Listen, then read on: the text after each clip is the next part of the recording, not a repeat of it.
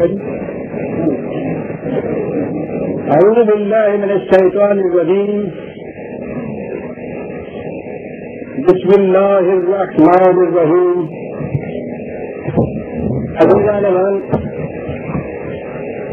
آج جون 1971 کی 6 تاریخ ہے اور درس قرآن کریم کا آغاز سورہ المائدہ کی آیت 70 سے ہوتا ہے. 5/70. سابقہ آیت میں کہا یہ گیا تھا کہ خدا کی طرف سے عطا کردہ دین نہ قومی ہے، نہ نسلی ہے، نہ وطنی ہے، بلکہ یہ عالمگیر انسانیت کے لیے دین دیا گیا ہے. لہذا سچے باشد کہیں بھی وہ ہو، کسی گھرانے میں بھی اس نے جنم لیا ہو، جو بھی اس دین کی صداقتوں پر دل اور دماغ کی رضامندی سے ایمان لے آئے گا اور اس کے بعد اس کے بتائے ہوئے پروگرام کے مطابق عمل کرے گا، لا خوف علیہم ولا هم یحزنون، ان پہ خوف اور حزن نہیں ہوگا. جو پہلی چیز تو اس میں یہ کہی گئی کہ مذہب جو اپنے آپ کو چھوٹے چھوٹے دائروں میں کھینچ لیتا ہے، سمٹا لیتا ہے اور اس کے باہر کی دنیا کے خلاف اس کے لیے نفرت کے جذبات کے سوا کچھ نہیں ہوتا. یہودیوں کے ہاں تو دین تھا ہی مذہب پرستی. بنی اسرائیل کے گھرانے میں پیدا ہو جانا جنت کے لیے کافی، اور جو اس بنی اسرائیل کی نسل میں پیدا نہیں ہوا ہے اس کے لیے کوئی راستہ ہی کھلا ہوا نہیں تھا. آپ سوچیے تو صحیح کہ خدا جو اپنے آپ کو رب العالمین کہہ رہا ہے اس کی طرف سے عطا کردہ دین، اور صورت اس کی یہ ہو کہ پیدائش میں جس میں کسی بچے کو اختیاری کوئی نہیں ہوتا کہ وہ کس کے گھر میں پیدا ہو گیا، ایسی بے اختیاری تھی اور دین کو معبود و مخصوص کر دیا جائے اس طرح سے اس نسل کے اندر، تو اس کے باہر کی دنیا جو ہے ان سے سوائے کے کہ ہر انسان چلتا ہوا یہ ذہن میں آئے کہ یہ بھی جہنم کا کنڈا ہے، یہ بھی جہنم میں جانے کے قابل. آپ دیکھتے ہیں نفرت کتنی پھیلتی ہے. یہ یہودیوں کے ہاں جو ساری دنیا کے خلاف ان کو نفرت ہے، وہ اس کی بنیاد یہ ہے کہ انہوں نے اپنے مذہب کو قومی مذہب، نسلی مذہب بنا لیا تھا. یعنی قوم ہی نسل پر مشتمل تھی اور مذہب کو انہوں نے قومی بنا رکھا تھا. عیسائیوں کی اقتدار میں وہ صورت تھی. ان کی موجودہ انجیل میں بھی جو یقیناً خدا کی طرف سے ادا کردہ نہیں ہے، اس میں بھی یہی چیز ہے حضرت مسیح علیہ السلام کے متعلق کہ میں بنی اسرائیل کی کھوئی ہوئی بھیڑوں کی طرف آیا ہوں. اچھا کہ یہاں تک بھی کہہ دیا گیا کہ تم نے ان لوگوں کے یہاں جانا لیکن دوتوں کی روٹی کتوں کے آگے نہ ڈالنا. غیر بنی اسرائیل گھرانے کی طرح وہ مبلغ ہی نہیں بھیجتے تھے. موجودہ انجیل کی روح سے کہہ رہا ہوں، خدا کی طرف سے ادا کردہ دین کی روح سے نہیں. انہوں نے بھی دین کو یہی بنا رکھا تھا. یہ تو بہت بات کی چیز ہے کہ انہوں نے سیاسی اغراض کے لیے اس کو تبلیغی دین بنا دیا تھا، ورنہ یہی بنی اسرائیل تھے کہ نسل میں معدوم دین رہنے والا تھا. اور ہندوؤں کے یہاں تو پوچھے نہیں، یہاں تو خود ہندوؤں کے گھرانے میں پیدا ہونے والوں میں سے بھی جو براہمن کے گھر میں پیدا ہو گیا اس کو تو دین سے کوئی تعلق ہو سکتا ہے یا دین کے دروازے اس کے لیے تو کھلے رہ سکتے ہیں. غیر براہمن کے لیے تو وہاں دین کے مذہب کے دروازے ہی بند تھے. وہ اس قدر انہوں نے ان مذہب کو، دین کو مذہب میں ڈھال کر اتنی تنگ ناؤں کے اندر محصور کر رکھا تھا کہ اس کے باہر کی دنیا اس سے محروم رہتی تھی. قرآن نے یہ اعلان کر کے کہ سچے باشد کسی گھرانے میں کوئی پیدا ہو، اس کے ماں باپ کا مذہب کچھ بھی کیوں نہ ہو، نسل قوم وطن کچھ بھی کیوں نہ ہو، یہ تو صداقتیں ہیں، یہ ٹروٹس ہیں، یونیورسل لاز ہیں. جو بھی ان کے قلب و دماغ کے اطمینان سے ان کی صداقت کو صحیح مانتا ہے اس کے لیے نجات و سعادت کے دروازے کھلے ہوئے ہیں. یہ اعلان قرآن نے کیا اس میں جیسا کہ میں نے عرض کیا تھا پھر دوہرا دوں کہ ان الذین آمنوا جہاں بات شروع ہوتی ہے، اس کے معنی یہ ہے کہ مسلمان کے گھر میں پیدا ہونے سے بھی انسان صاحب ایمان نہیں ہوتا. ایمان ایک چیز ایسی ہے جس کو اختیار کرنا پڑتا ہے. جس طرح غیر مسلم کے گھر میں پیدا ہونے سے ہی کفر لازم نہیں ہوتا. کفر ایک ذہنیت کا نام ہے، ایک روش زندگی کا نام ہے، ایک تصور حیات کا نام ہے. اسے اختیار کرنا پڑتا ہے. اسی لیے وہاں بھی ورم کے سیگے میں عام طور پہ یہ چیز کہی گئی ان الذین کفروا، جنہوں نے یہ روش اختیار کی. ان الذین آمنوا یہ وہ لوگ ہیں جس طرح سے آگے والذین ہادوا والتابعون والنصارى نے یہ کہا کہ ان کے ماں باپ ان مذاہب میں سے کسی کے بھی ہوں، جو بچہ بھی ان کے گھروں میں پیدا ہوگا خواہ مسلمانوں کے گھر میں بھی کیوں نہ پیدا ہو. اور یہ بڑی چیز ہے. اور میں نے پچھلی دفعہ یہ کہا تھا کہ قرآن کریم نے یہ چیز کہی ہے یا ایھا الذین آمنوا آمنوا باللہ، خاص طور پر یہ کہا تھا کہ میں مسلمانوں کے گھر میں پیدا ہونے سے یہ ذہن میں نہ سمجھ لینا کہ ہم مومنوں کی جماعت میں شامل ہو گئے، صاحب ایمان ہو گئے. اس کے بعد تو ایمان جانا پڑے گا، اختیار کرنا پڑے گا. یہ ہم جو پیدائشی اس طرح سے مسلمان ہیں، قوم کے اعتبار سے ہم مسلمان ہیں، ٹھیک ہے. ملی اعتبار سے ہم مسلمان ہیں، امت محمدیہ کے اندر اس اعتبار سے تو داخل صرف ہو سکتے ہیں.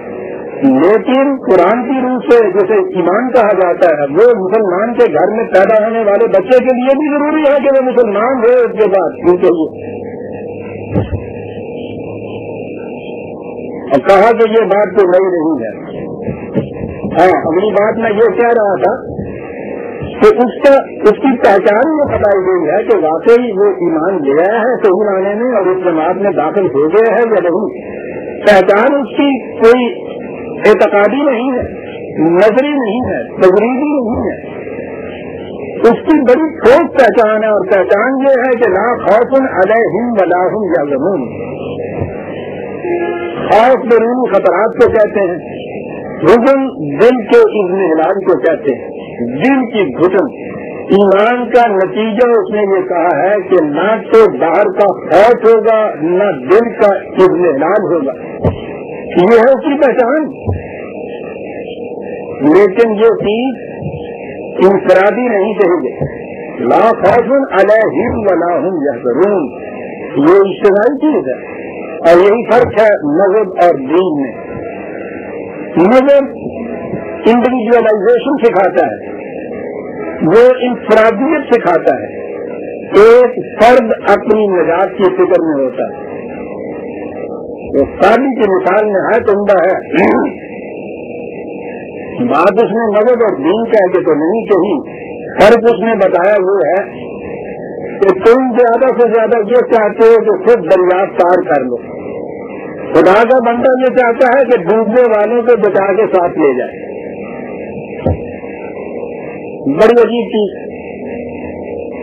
مذہب ایک فرد کو یہ سکھاتا ہے زیادہ سے زیادہ، یعنی غلط ہے یا صحیح اس کو بعد میں بات آئے گی. اس کی بنیادی یہ سکھانا ہے کہ تم کس طرح سے اس دریا کے پار جا سکتے ہو، تمہاری فرد کی نجات کیسے ہو سکتی ہے. مذہب میں فرد کی نجات کا سوال ہوتا ہے اور اس سے جو آگے بڑھی ہوئی شکل ہے جسے آپ تصوف کہتے ہیں وہ تو یکسر انفرادیت اور انفرادیت بھی اس قسم کی تو جس کا نام نجات ہے اس کے معنی یہ ہے کہ تیری انفرادیت بھی باقی نہ رہے.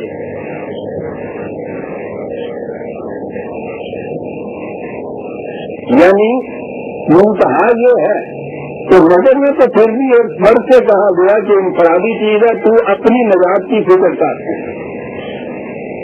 اس کا بھی آگے جسے مذہب نہیں کہا گیا ہمارے یہاں تصوف وہ اسی کا یہ ہے کہ بات تو اس میں بھی انفرادیت کی ہے. ہر فرد اپنے لیے وہ کچھ کر رہا ہوتا ہے اور منتہا اس کا یہ ہے کہ پھر انفرادیت بھی باقی نہ رہے. دین اس کے مقابلے میں اجتماعیت سکھاتا ہے. وہ ایک جماعت پیدا کرتا ہے، ایک معاشرے کی تشکیل کرتا ہے، ایک نظام زندگی، ایک مملکت کے حضور بتا کرتا ہے یاد رکھیں.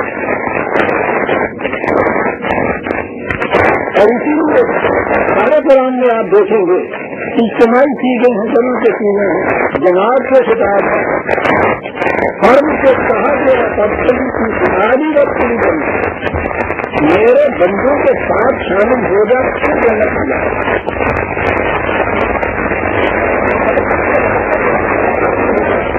الگ ہوتا ہے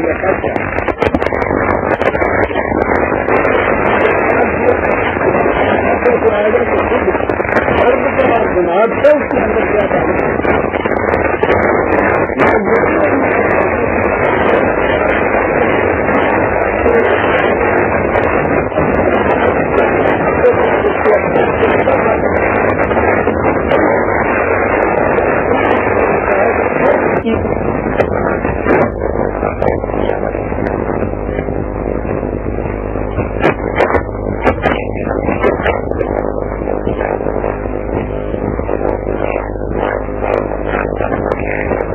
ایک ہوتا ہے، ہر فرد ایک انداز سے سوچتا ہے. کبھی آپ نے سوچا اسلامی جمہوریت جسے وہ کہہ دیا جاتا ہے یہ ہے کیا؟ مسلمان نام لکھانے والوں کی مغربی انداز کی ڈیموکریٹیکل مشینری صرف اس طرح سے کانسٹیچوئنسیز بنیں گی، اس طرح سے ان کے یہاں رائے دہندگان کی کوالیفیکیشن ہوگی، یوں انتخابات ہوں گے، اس طرح سے انتخاب کے ذریعے سے جماعت اکثریت ووٹ لے کر آئے گی اور پھر وہ وہاں آ کے وہ بیٹھیں گے پارلیمان کے اندر، مکملہ کے اندر ایک حزب مخالف ہوگی، ایک موافق ہوگی. یہ مشینری ہے جمہوریت کی، اسے جمہوریت کہا گیا. اور پھر چونکہ یہ مسلمان ہیں یہ نام رکھا رہے ہیں اس لیے یہ اسلامی جمہوریت، بالکل اسی مشینری کے مطابق ساتھ ہی سرحد کے پار کی جمہوریت، یہ کاغرانہ جمہوریت. اس جمہوریت کی مشینری میں فرق کیا ہے جی جس میں کفر و اسلام نے تمیز پیدا کر دی؟ سوال نہیں. اسلام کی جمہوریت یا اس کی مشاورت نظام کے معنی یہ ہیں وہ جماعت جس میں سے ہر فرد ایک ہی سوچ والا ہو. ایمان یہ ہوتا ہے ایک نسل عین حیات، ایک سوچ ہر فرد کی، اور اس کے بعد زیادہ سے زیادہ اس نسل عین حیات تک پہنچنے کے جو طریقے یا پروگرام طریقہ کار تجویز کیا جائے گا وہ باہمی مشورے سے طے کر دیا جائے گا.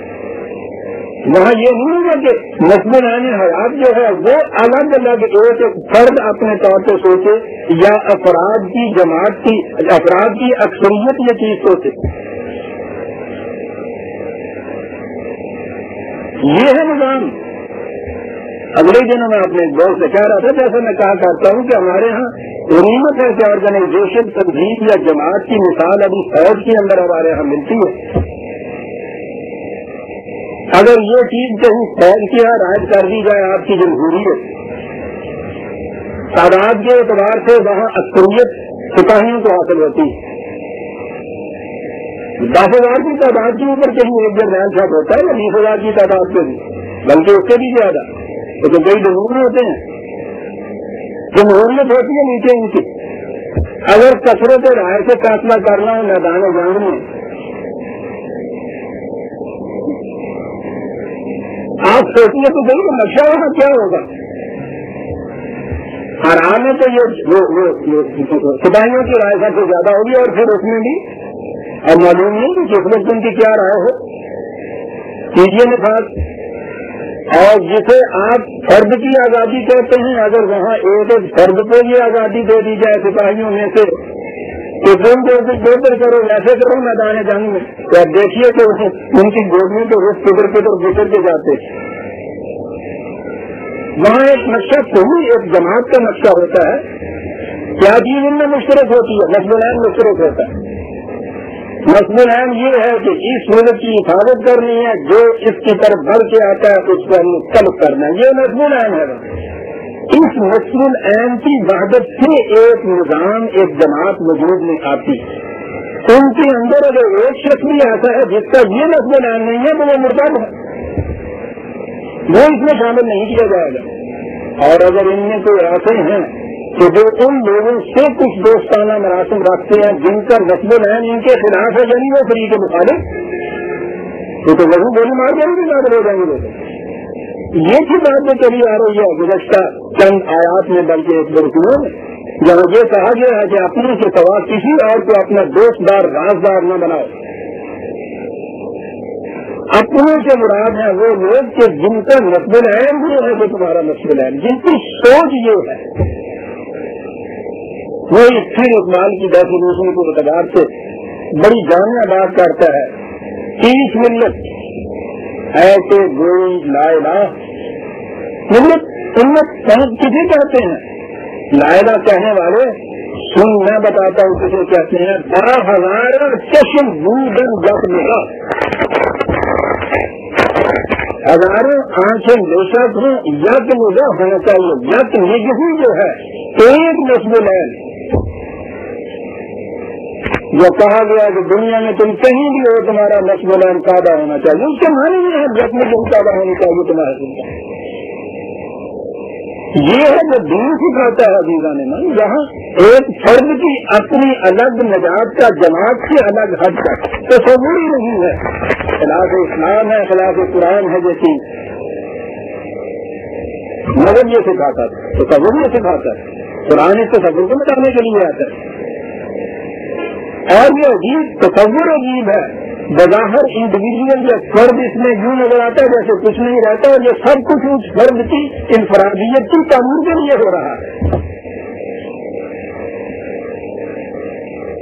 یہ ہے وہ چیز جو کئی لوگ کے ساتھ مسلمان کے گھر میں پیدا ہو یا کسی اہل مذہب کے گھر میں پیدا ہو، جو بھی ان میں سے ان صداقتوں پر ایمان لے آئے گا، اس کا نتیجہ یہ ہوگا کہ اس جماعت کو، اس نظام کی کیفیت یہ ہوگی انہیں نہ تو خطرہ ہوگا نہ حجم ہوگا ان کے ہاں سے.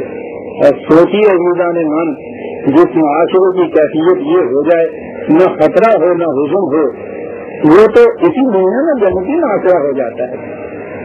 کہاں کہ یہ چیز ہم نے پہلی بار ہی نہیں کہی.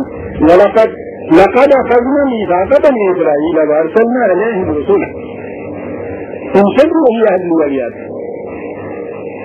ان کی طرف بھی یہی پیغام دے کر پیغام بھر بھیجے گئے تھے، لیکن ان کی کیفیت یہ تھی وَكُلَّمَا جَاءَهُمْ رَسُولٌ بِمَا لَا تَهْوَىٰ أَنفُسُهُمْ فَرِيقًا كَذَّبُوا وَفَرِيقًا يَقْتُلُونَ. کیفیت ان کی یہ تھی کہ کوئی رسول بھی آتا، وہ جو کچھ ایسی باتیں کہتا جو پہلے سے یہ سمجھتے کہ ہاں ہمارے مسئلے مطلب ہے. یہاں تک کہ وہ ٹھیک خدا کا رسول بھی، اس کا میسج اور اس کی وکالت یا پیغام بھی صحیح، یہی کوئی ایسا آتا جو ایسی باتیں کہتا جسے یہ ناپسند کرتے اس کے خلاف اٹھ کھڑے ہوتے. پہلی چیز تو یہ کہ تکلیف کرتے، اور اگلی چیز یہ کہ ان کو قتل کر ڈالتے. ایسی بات کیوں کہتا ہے جو ہمیں ناپسند ہے؟ وہ رسول خدا کی طرف ہو یا خدا کا دین وہ ہونا چاہیے جو انہیں پسند ہو. میں تو کئی دفعہ یہ کہا کرتا ہوں، ہم بھی اسی مقام پہ عزیزان میں ہم اپنا دین وہ دل میں پیوست کر کے بیٹھے ہوتے ہیں. تو وہ اس کے مطابق بات کرتا ہے کرنے والا، خواہ قرآن کیوں میں پیش کر رہا ہو. سبحان اللہ صاحب کیا بات ہے وہاں جو کچھ کہی گئی، بہت ٹھیک ہے صاحب، لطف آ جاتا ہے اس کے بعد. اور جہاں وہاں کہیں ان کا اپنا معبود جو ہے اس پہ آ کے ضرورت پڑی، اسی وقت سر کہیں کہیں بیٹھ جاتے ہیں. یہ اصل میں بات یہ ہے، وہاں بیٹھ جاتا ہے، اس کی مخالفت شروع ہو جاتی ہے. ہر شخص اپنا اپنا معلوم بہن بھی نہیں کہتی ہے. قرآن یہاں کہی گئی ہے بنی اسرائیل کے مطلب کہ جہاں کہیں کوئی ایسا رسول آیا کہ جسے ان کا دل ناپسند کرتا تھا جذباتی طور بات کہو ان کو، تو ہوا کی بات ہوگی. جذباتی طور پہ جن کے کوئی پیغام ناپسند کرتے تھے کہ وہ ان کے مفید مطلب نہیں تھا، ان کی تقسیم کی اور آگے بڑھے ان کو قتل کر دیا. میں نے پچھلی دفعہ یہ کہا تھا کہ قرآن کریم نے نبیوں کے متعلق بھی یہ کہا ہے کہ ان کو قتل کر دیا جاتا تھا، رسولوں کے متعلق بھی یہ کہا ہے. لہٰذا یہ چیز کہ نبی یا رسول جو خدا کا آتا ہے اس کے جسم کی حفاظت کا ذمہ خدا لیے ہوئے ہوتا ہے، یہ بات غلط ہے. یعنی قرآن نے جب خود کہہ دیے تھے ان کو قتل کر دیتے تھے، جسم کی حفاظت کہاں سے آتی؟ یہ اللہ یا سم کا ناس ہے، اس کے معنی ان کے مشن کا ہے، ان کے دین کے متعلق ہے. کبھی جسم نہیں. تو انہوں نے قتل بھی کر دیتے تھے، یہاں تک بڑھ جاتے تھے. وَحَسَبُوا أَلَّا تَكُونَ فِتْنَةٌ، اور پھر اس کے بعد اتنے تھے کہ وہ کہتے تھے کہ اس سے کچھ نہیں بگڑے گا ہمارا. یعنی مذہبی پیشوائیت کی قوت اتنی بڑی تھی کہ وہ سمجھتے تھے کہ اس کے باوجود ہمارا کچھ نہیں بگڑے گا. حالانکہ یہ بات غلط ہے. اس کا نتیجہ یہ ہوتا ہے یہ سمجھ لینے کا کہ ہمارا کچھ نہیں بگڑے گا، کوئی کچھ بگاڑ نہیں سکتا. اسے کہتے ہیں قوت کے نشے میں بدمستی. اور قرآن نے کہا کہ پھر ان کی کیفیت یہ تھی کہ اندھے ہو جاتے تھے، بہرے ہو جاتے تھے، نہ کوئی بات سن پاتے تھے، نہ کوئی چیز ان کو نظر آتی تھی. سنت اللہ علیہ. پھر ان کی کیفیت یہ تھی کہ وہ کچھ واپس لوٹتے تھے، احساس کرتے تھے اپنی غلطی کا. تو قرآن کا دروازہ تو ہمیشہ ان کے لیے کھلا ہے کہ جو اپنی غلطی کا احساس کریں. وہ احساس کرتے تھے تو ان سے وہ تباہیاں دور ہٹ جاتی تھی. سمان وطن، لیکن پھر اسی کا مشکل پر آ جاتے تھے. تو یہ توبہ ہماری طرح کی توبہ ہے.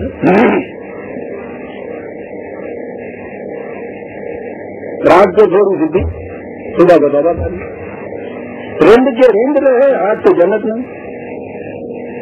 جب ہر بات توبہ نہیں منظور ہو جانا ہے تو وہ ٹھیک ہے.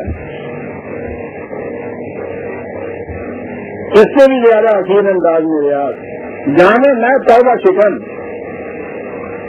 توبہ میری جان شکن، جانے میں توبہ شکن، توبہ میری جان شکن. سامنے ڈھیر ہے ٹوٹے ہوئے پیمانوں کا. آپ دیکھ رہے ہیں یہ ٹوٹے ہوئے پیمانے نہیں، ٹوٹی ہوئی توبائیں ہیں ہماری. روز ہی کچھ ہم کرتے ہیں. تو چھوٹی سے چھوٹی عادت جسے آپ کہتے ہیں، اسے چھوڑنے کے لیے کتنی بار ہم عزم راسخ کرتے ہیں، بہت جلی قلم میں عزم راسخ، اور پھر اس کے بعد کتنی جلدی اسے توڑتے ہیں. اور پھر ذہن میں ہوتا ہے یہ ہے کہ نہیں سر مجھے اس سے کنٹرول ہے، میں اسے کرتا ہوں، چھوڑ سکتا ہوں. مجھے سگریٹ پینے والے سے کہا گیا تھا کہ سگریٹ چھوڑنا جو ہے وہ کہنے لگے کہ صاحب بڑی مشکل ہے یہ عادت کا چھوڑنا. اس سے کہا کہ نہیں اس سے کچھ نہیں ہے. میں کیسے کہنے کا میں نے 20 عمر کا چھوڑا اسے،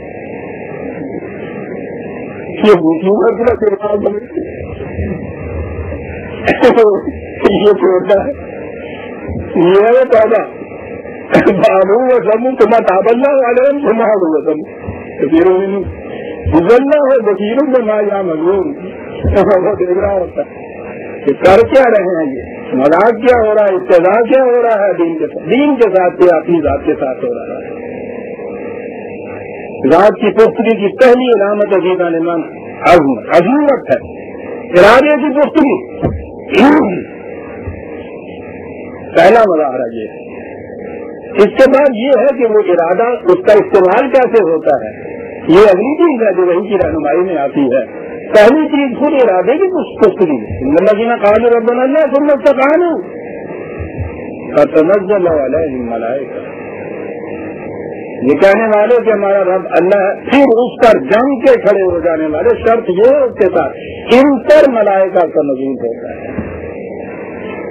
یہ نہیں ہم وسم سما ہم وسم. یہودیوں کی یہ کیفیت، یہودی بعد میں حضرت مسیح علیہ السلام پر ایمان لائے. یہی بنی اسرائیل سے سب سے پہلے یہ ادھر آئے. وہ دوسری طرف غلوب میں نکلے. انہیں یہودیوں نے پہلے جب حضرت مسیح علیہ السلام نے آ کر اپنا دعویٰ پیش کیا ہے تو انہوں نے ان کی اتنی مخالفت کی، تکذیب ہی نہیں بلکہ آگے ان کے قول کے مطابق انہوں نے انہیں صلیب پر بھی لٹکا دیا اور بڑا فخر اس پہ کرتے. دشمنی کی یہ انتہا. ان کی والدہ ماجدہ کے خلاف اس قدر بہتان تراشیاں کے معاذ انہیں یہودیوں نے، انہیں بنی اسرائیل نے، پہلے وہ بنی اسرائیل میں نیچے پیغمبر تھے، پہلے تو وہ کچھ کیا، پھر اس کے بعد انہوں میں سے سینٹ پال وہ بڑا کٹے یہودی تھا. مجھے حق حاصل نہیں ہے کسی کی نیت کو شبہ کروں، لیکن تاریخ یہ بتا رہی ہے کہ جو کچھ ہمارے ساتھ ہوا وہاں سے بات شروع ہوئی. وہ خود عیسائی ہوا اور ایسا مقدس عیسائی ہوا کہ سینٹ بن گیا، اور سینٹ بننے کے بعد اس نے ایک دین یا مذہب عیسائیت ایجاد کی. یہ موجودہ عیسائیت جو ہے وہ سینٹ پال کی ایجاد کرتا ہے.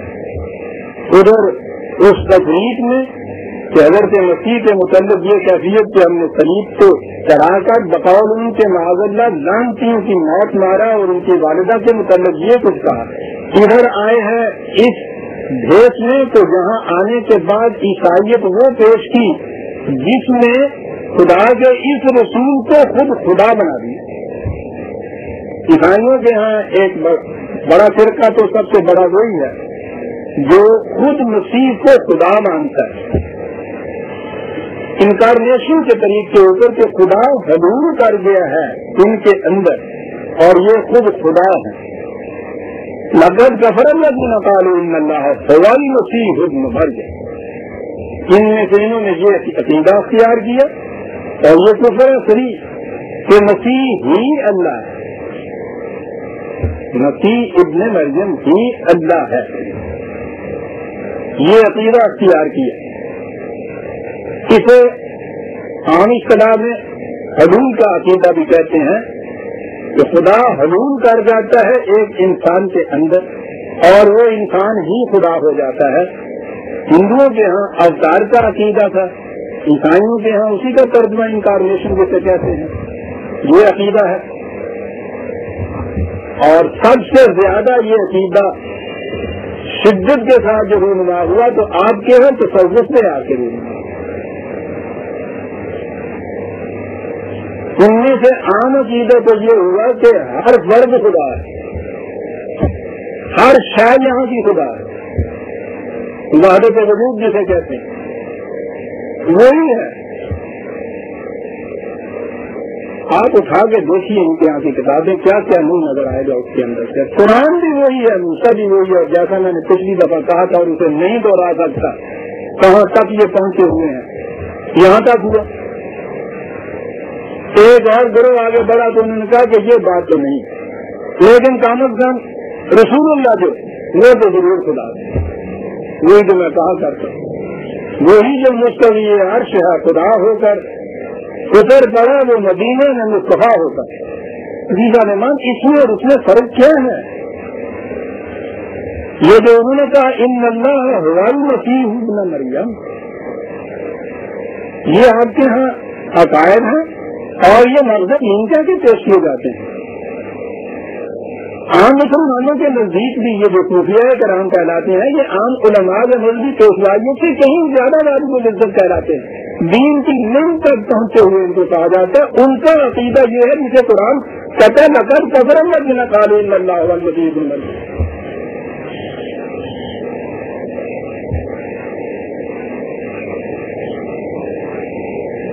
وقال المسیح یا بنی اسرائیل اعبدوا اللہ ربی و ربکم. حالانکہ اس مسیح نے جسے یہ خدا بنا رہے ہیں اس نے یہ آگے ان سے کہا تھا اے بنی اسرائیل خدا کی عبودیت اختیار کرو، وہ تمہارا بھی رب ہے وہ میرا بھی رب ہے.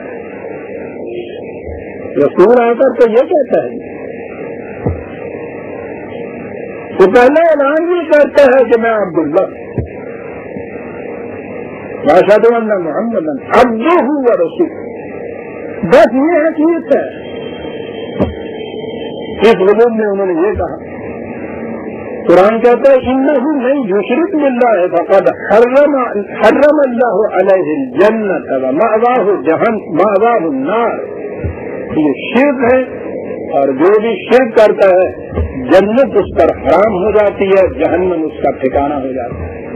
مسلمان یہ سب کچھ مانتا ہے اور اس کے باوجود ساری کے آپ سے کہتا ہے الحمدللہ ہم مشرک نہیں ہے، مشرک یہ بت پرست ہے. یہ کس مقام پہ قرآن لایا ہے؟ یہ شرک. کسی رسول کو خدا بنا لینا، انسان کو خدا سمجھ لینا، اور پھر قرآن نے تو جو شرک کے مختلف تفصیلات دی ہیں ان کی روح سے تو آپ سوچیے تو صحیح، کوئی دستہ دیا ہے ہم نے، وہی سورہ روم کی آیت ہی اگر آپ سامنے لے آئے، ولا تکونوا من المشرکین من الذین فرقوا دینہم وکانوا شیعا، مشرک وہ ان میں سے نہ ہو جانا جنہوں نے شرک اختیار کیا، یعنی جنہوں نے اپنے دین میں فرقے پیدا کر لیے اور خود بھی ایک گروہ بن کے بیٹھے، پھر ان کی کیفیت یہ ہوگی کہ کل حکم بنا لگائے کریں، جس کو پوچھیے وہ کہتا ہے کہ میں نہیں ہوں ایسا، یہ باقی سارے ایسے ہیں۔ اسی لیے ان میں سے انہوں نے خود ہی ایک راستہ نکال لیا جنت میں جانے کا، کہ یہ جتنے بھی 72 ہیں ان میں سے غالباً 71 جہنم کے اور ایک جنت میں جانے والا، یہ جو ایک ایکسپشن ہے نا اس نے تباہ کیا سب 72 کو۔ اگر یہ ہوتا نا قرآن کی روح سے کہ کل اس میں بنا لگائے ہمارے گنجائش ہی باقی نہ رہتی، یہاں ہر شخص اس گنجائش سے فائدہ اٹھا کے دل میں مطمئن نہیں فریب نفس میں مبتلا ہو جاتا ہے کہ میں اس ایک میں سے ہوں جو جنت میں جانے والے ہیں، باقی سارے جنت میں جانے والے، اور جب ہر فرقے کا فرض یہی کہتا ہے تو سارے تو جنت میں جانے والے ہوئے۔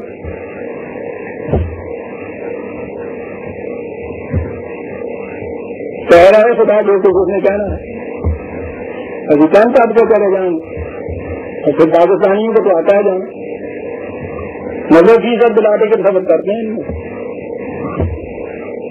اور وہ آپ نے تو سنا ہی تھا نا، وہ 3 صاحب کی وہ کملی کے ساتھ جو سمجھ کے گئے تھے اندر، وہ بھی موجود ہے، ایک ایک تاغے کے ساتھ لاکھ مریدوں کی روح کملی اوڑے ہوئے شادی بنا ہے پورے جانے میں اندر۔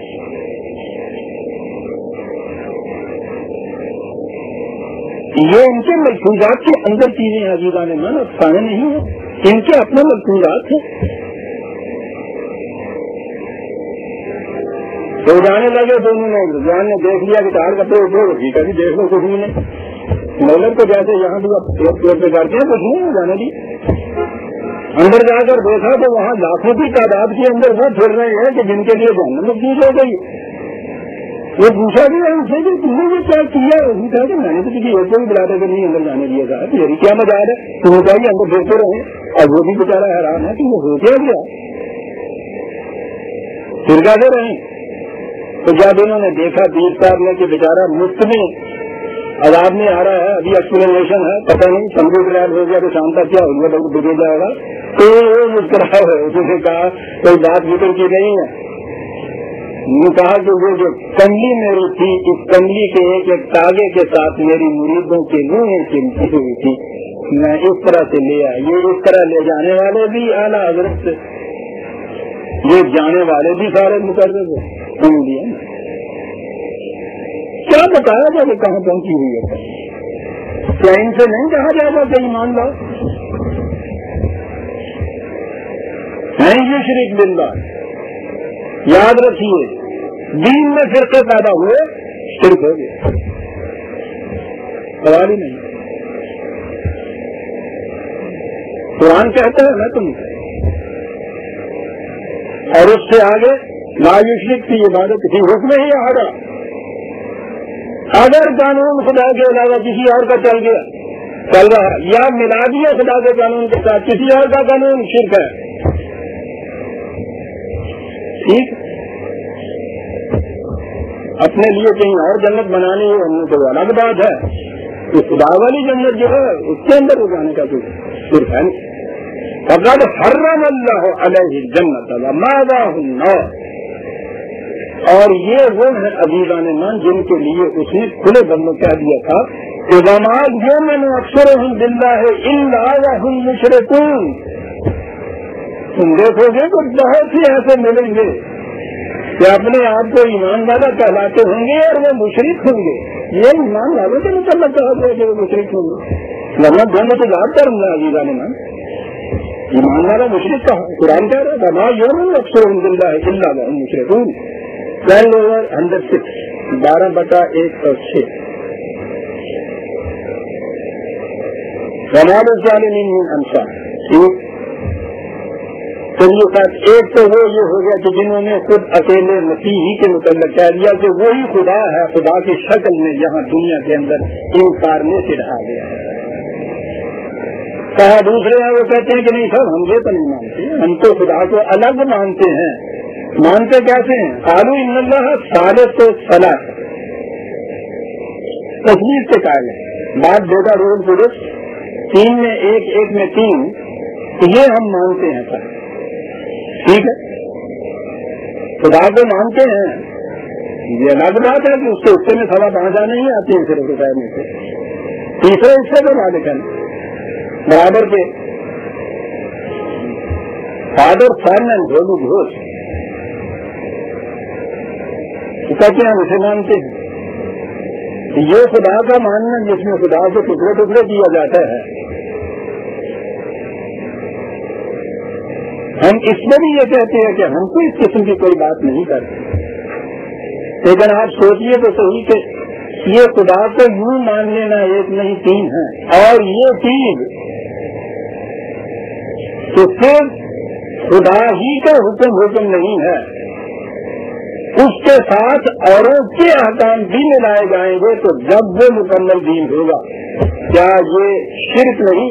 وہ تو تکلیف تھی، ہم کو پتہ نہیں خدا کو اس میں سے 100 حصہ بھی نہیں دیتے، بڑے دھڑلے سے یہاں فخر سے کہا گیا تھا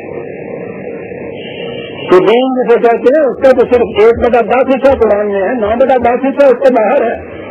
وہ تو 1/3 میں شریک مانتے تھے کہ 10ویں حصے میں صرف کیا رہے ہیں، دور جانا اسے ہوگا، وہ مشرک واحد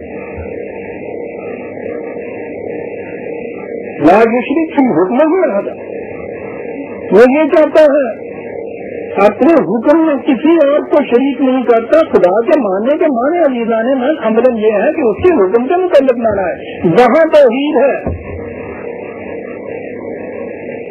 ومن لم یحکم بما انزل اللہ تعالیٰ فاولئک هم الکافرون، سیدھی سی بات، جو اس کے مطابق فیصلے نہیں کرتا کافر ہے، جو اس فیصلے میں کسی اور فیصلے کو شریک کرتا ہے وہ مشرک ہے۔ یہاں سارے سے ثلاثہ کا احکام ما من الہ الا الہ واحد، الہ تو ایک ہی ہے۔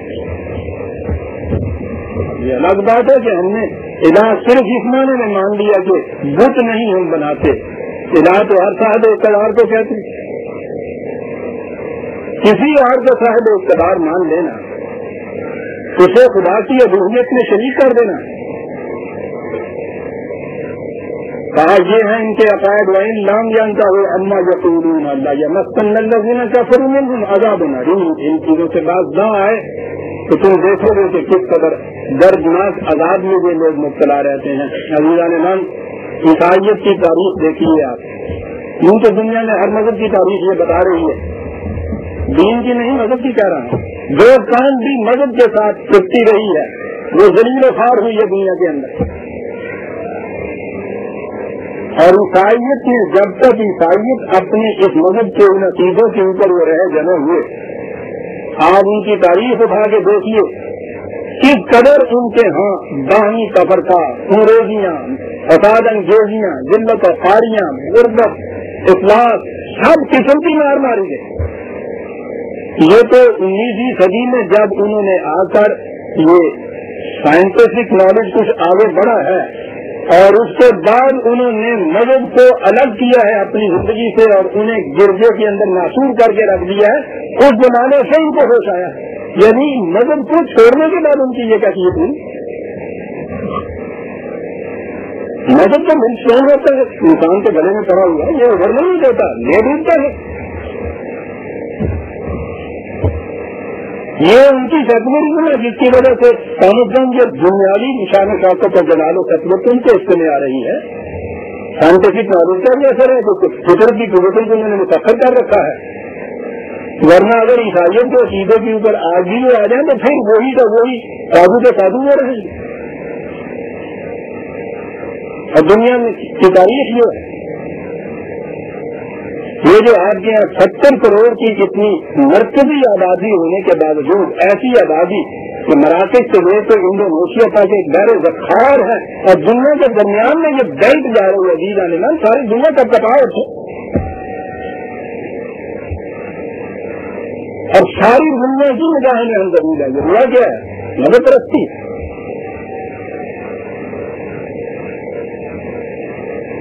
اور اس کے بعد یا تو یورپ کی تکلیف میں سیکولرزم آتا چلا جا رہا ہے، یا اس کے مقابلے میں پیشوائیت زور لگا رہی ہے کہ یہ مذہب پرست کی رہی. یہ ہے کشمکش. دین کی آواز تو کہیں نہیں. سب سے زیادہ بڑی مخالفت سیکولرزم کی بھی ایسی نہیں ہوتی جتنی دین کی طرف آواز دینے والے کی ہوتی ہے، قرآن کی طرف دعوت دینے والے کی ہوتی ہے. بہرحال قرآن کہتا ہے تو وہ عذاب علی ان کے اندر یہ عذاب میں مبتلا رہیں گے، اور تاریخ بتا رہی ہے ساری دنیا کی مدد.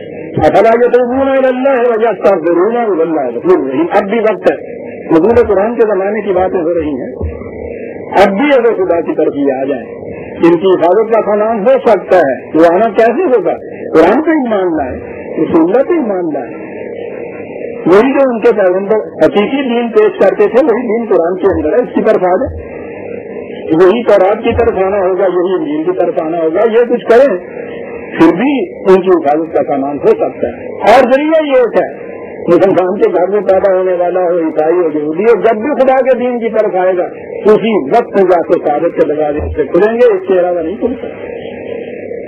کہا یہ کہتے ہیں کہ یا مسیح خدا ہے یا تکلیف میں سے ایک ہے. وَمَا الْمَسِيحُ ابْنُ مَرْيَمَ إِلَّا رَسُولٌ قَدْ خَلَتْ مِن قَبْلِهِ الرُّسُلُ. مسیح ابن مریم ان کی پوزیشن اس سے زیادہ کچھ نہیں کہ خدا کے ایک پیغمبر تھے. ان سے پہلے بھی کئی اس قسم کے پیغمبر گزرے. عزیزان یہ الفاظ قرآن نے نقوتب کہہ رہا ہوں، دوسروں کے رسول کے متعلق ہی نہیں کہے. خود اپنا رسول جو ہے نبی اکرم صلی اللہ علیہ وسلم کے متعلق بھی بیان ہی یہی لفظ ہے، وما محمد الا رسول قد خلت من قبلہ الرسل. اس سے پہلے بھی رسول گزر چکے. وہ رسول ہے، اس سے بیشتر زیادہ کچھ نہیں. مسیح بھی اس سے زیادہ کچھ نہیں. رسول جیسے پہلے رسول تھے ویسا ہی وہ رسول. جو کیفیت سربراہ سب رسولوں کی تھی وہی مسیح کی ہے. اس سے زیادہ کسی قسم کی اور چیزیں جو دوسرے رسولوں کے ساتھ تھی ان کے علاوہ کچھ اٹیچ کرنے کی بات جو ہے رسالت سے آگے بڑھانے والی چیز ہے، غلط. رسولی ان سے پیش کرنے بہت سے رسول گزر گئے. اور بڑی چیز ایک تو عیسائیوں کا عقیدہ جو تھا اس غلوب کا، اس تقریب کا، افراد کا جہاں پہ وہ اس کی ترغیب کی. اور یہودیوں نے جو بیان لگا رہے تھے حضرت مریم علیہ السلام پر وَإِنَّهُ صِدِّيقَةٌ، اس کی بھی ساتھ ہی ترغیب غلط ہے. اس کی ماں ایک بڑی پاک بات سچی عورت تھی. آپ دیکھتے ہیں کہ قرآن کس مقام پہ پہنچ رہا ہے. اور میں نے جب کہا تھا کہ وہ تو صرف حضرت مریم کے متعلق ہی ہے. موجودہ انجیلوں میں حضرت مسیح علیہ السلام کے حواریوں کے متعلق یہ کہا گیا ہے کہ 12 ہی وہ تھے سارے. پہلے تو 3 ہی ہے کہ سارے عمر کا محافظ 12 ہے. ان میں سے ایک نے تو 30 روپے لے کے انہیں بیچ دیے، اور باقی 11 جب انہیں گرفتار کیا گیا ہے، مقدمہ چلا ہے، تو ان میں سے ایک بھی ساتھ نہیں تھا. ان کی انجیل ان حواریوں کے متعلق جنہیں وہ اپوسٹل اور سینٹ کہتے ہیں یہ کردار پیش کر رہی. قرآن آگے یہ چیز کہتا ہے کہ مسیح وہ تو خدا کے رسول اور ان کے ساتھی. اللہ اکبر. حضرت مسیح نے آواز دی کہ کون ہے وہ جو دین کے معاملے میں میری مدد کرتا ہے یا خدا کی مدد کرتا ہے. حواریوں میں بجت زبان کا نحن انصار اللہ، ہم مدد کرنے والے ہیں تمہارے ساتھ. کیا بات ہے اس قرآن کی عزیزان. یہ کردار پیش کرتا ہے. یہاں یہ کہا ہے انہوں صدیقت صدیقت. اب یہ بات کہ وہ ان میں الوہیت کی کوئی بات تھی، وہ ایسے تھے کہ جن کو خدا مانا جائے. قرآن کا تو انداز بڑا عجیب ہے. یہ جو گفتگو کہتا ہے تو عام سطح کے اوپر بھی ایک دلیل دیتا ہے، اور وہ ایسی دلائل ہوتے ہیں کہ اونچے سے اونچے فکری سطح پہ بھی اس کا تجزیہ کیا جائے، وہاں بھی وہ دلیل پوری کرتی ہے. کہنے کی بات یہ تھی کہ وہ عام انسان تھے، خدا نہیں ہو سکتا. دلیل کیا دی ہے؟ بس کہانا یا فلان کہاں تمہیں بتاؤ کھانا کھایا کرتے تھے یا نہیں. خود انجیل بتا رہی ہے ان کا آخری سفر جو ہے اسے وہ تو بڑے جلی حروف میں ان کے یہاں لکھا ہے کہ وہ کھانا کھانے کی دلیل کو ثبوت تو ان کے اپنے یہاں موجود ہے. کہا یہ بتاؤ کھانا کھایا کرتے جو کھانے کا محتاج ہے اس کی زندگی تباہی ہو گئی، فزیکل لائف ہو گئی. جن کی زندگی فزیکل لائف کی ہے وہ خدا نہیں ہو سکتا. یہاں اگر وہ محتاج ہے خدا تو زمین کے اوپر تم نے لے آئے ہو کہ یہاں وہ کھانے پینے کا محتاج ہے، سونے کا محتاج ہے، سب کچھ ہے. وہی خدا ہے نا جسے پھر تم کہتے ہو کہ روٹیوں میں کہیں روٹیاں پکا کے دے دیتے. یعنی آپ دیکھتے ہیں کہ یہ عام سطح پہ بھی کس طرح چپکنے والی بات ہے کہ یہ ٹھیک ہے صاحب جو روٹی کا محتاج ہے تو خدا کیسے ہو سکتا ہے؟ اتنی سی دلیل سے بات کر ان جو ایسا مبین لہم الآیات غور کرو تو ان کے لیے ہم کیسے سیدھے سادے شریف کے الفاظ میں بات کس طرح ابھار کر سامنے ہم لے آتے ہیں. یہاں ساری سی بات انداز میں کس طرح سے بات لے آتی. کہا ہمارا انداز یہ دیکھیے کس طرح بات کو صاف کر دیتے ہیں. تم منظور اندر ہو سکوں پھر ان کی طرف دیکھو کہ اس کے باوجود پھر بھی لڑے گئے ادھر ہی لڑے چلے جا رہے ہیں. اس زمین کا تو جواب ہی لوگ نہیں دے سکتے. ادھر یہ کیفیت ادھر ان کی روش یہ تو پھر وہیں چلے جا رہے ہیں بالکل ہماری طرف. قرآن کی آیتوں پہ آیتیں پیش کرتے چلے جائیے دیکھتے چلے. جب بھی اٹھیں گے وہ کلّا انہوں نے جھاڑا وہ آیتوں کو رنگ رہی پھر انہوں نے دیکھو دکھائی لکھوں شاید گزارتے.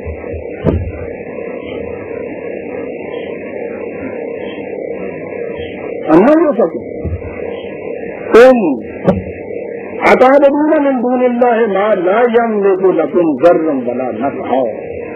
خدا کو چھوڑ کر ان لوگوں کی معصومیت اور عبودیت اختیار کرتے ہیں جو ذاتی طور پر تمہیں کسی نفع اور نقصان پہنچانے کا کوئی اختیار نہیں رکھتے. وہی جیسے ہو سکتے ہیں نا کسی کے سامنے بزنس یا جلد منفعت کچھ فائدہ اس سے ملتا ہے یا دفع مضرت نقصان اس سے ٹلتا ہے. اور جن میں ذاتی طور پر ان میں سے کوئی اختیار بھی ان کو حاصل نہ ہو ان کو معبود بنا لینا ان کو خدا بنا لینا جہالت. یہ ٹھیک ہے آپ کو بڑی سخت تکلیف ہوتی ہے ڈاکٹر کے یہاں جاتے ہیں انجیکشن دیتا ہے دوائی دیتا ہے مرہم لگاتا ہے تکلیف ایسا ہو جاتی ہے. ڈاکٹر اپنی ذات میں یہ چیز نہیں کر رہا خدا کا ایک بتایا ہوا قانون ہے جس سے اس نے علم حاصل کیا ہوا ہے. وہی قانون حاصل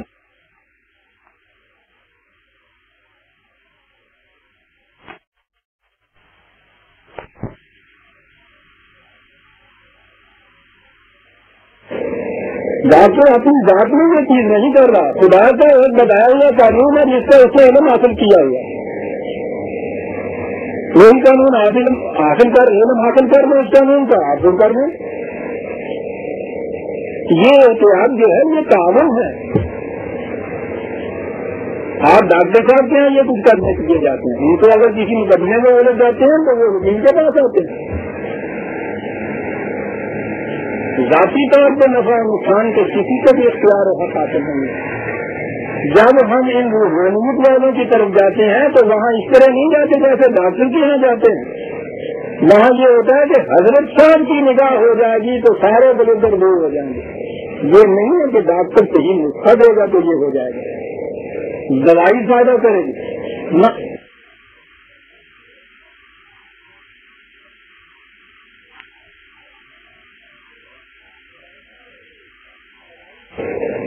دوائی فائدہ کرے گی وہاں ان کی نگاہ اور اگر انہوں نے نگاہ پھیر لی تو دنیا میں پھر کوئی کچھ نہیں کر سکے. وہاں تو جہاں تک پڑھایا جاتا ہے عظیمان مان جو چیزیں ہمیں حفظ کرائی جاتی تھی کہ ہر بگڑے گڑ منا لے گڑ بگڑے منائے کون. خدا ناراض ہو جائے تو پھر تیر منا سکتا ہے تیر ناراض ہو جائے تو اسے کون منائے گا.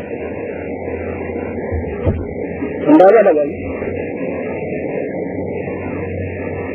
ان کی ذات میں نفع نقصان کے اثرات جو ہیں ہم مانتے ہیں وہاں وہ یعنی ان کی ہر وہ بات قابل قبول ہوتی ہے جس میں قانون اور قاعدہ توڑا جاتا ہے. اگر وہ بھی آپ کو انجیکشن ہی دیں تو آپ وہ کہیں گے نہیں سر یہ وہی بات ہے جو ڈاکٹر کرتا ہے نا. ان کی روحانیت آپ ایمان اس وقت رکھتے ہیں جب وہ خلاف فکر کچھ کریں, قاعدے اور قانون کو توڑ کے کریں, تو اس کے یہ معنی ہے نا کہ وہ اپنی ذات میں یہ قوتیں رکھتے ہیں. قانون کو توڑ کے یہ کچھ کرنا وہ چیز ہے جسے خدا نے کہا ہے کہ ہم کر سکنے کے باوجود نہیں کر سکتے. وہ کہتے ہیں اسی لیے تو ہم ان کی طرف جاتے ہیں تو کہنا چاہیے ہم نہیں کر سکتے, اگر آپ بھی کر سکتے تو ہم آپ کی طرف آتے, آپ کو 2 روپئے ان کی طرف آتے ہی نہیں, تو کر نہیں سکتے. ہمیں اس سے فائدہ کیا ہے کہ آپ کر سکتے ہیں کرتے نہیں, کروڑ روپئے آپ کے پاس آپ دیتے نہیں ہیں کسی. ہم ان کی طرف جاتے ہیں صاحب فطرت کو توڑ کے سب کچھ کر سکتے ہیں. اسے کہتے ہیں اس کی ذات میں نفع و نقصان پہنچانے کا اختیار اسے حاصل ہے جو قوانین کو توڑ کے اب خود کچھ کر سکتے ہیں. کہا یہ چیز کسی کو حاصل نہیں, کسی رسول کو حاصل نہیں, کسی نبی کو حاصل نہیں. رسول تک کو حاصل نہیں, نبی کو حاصل نہیں, تو ان کے متبعین میں سے کسی کو چیز حاصل ہو سکتی ہے عزیزان. اور یہ سمجھنا کہ کسی کو اختیار حاصل ہے سب سے بڑا شرک ہے یاد رکھیے. یہ تو صرف خدا کو حاصل تھا کہ جب اس نے قانون نہیں بنائے تھے تو اس وقت اس کی بات میں یہ چیز تھی. یہ الگ بات ہے کہ اس نے ایک فائدہ اس قسم کا بنا دیا اور کہہ دیا کہ ولن تجد لسنت اللہ تبدیلا, ہم اس میں تبدیلی نہیں کرتے, لیکن حاصل صرف اسے تھا.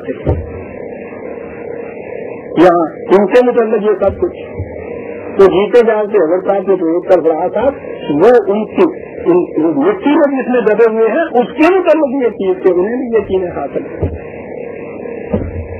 یہ شرک نہیں تو اور کیا ہے.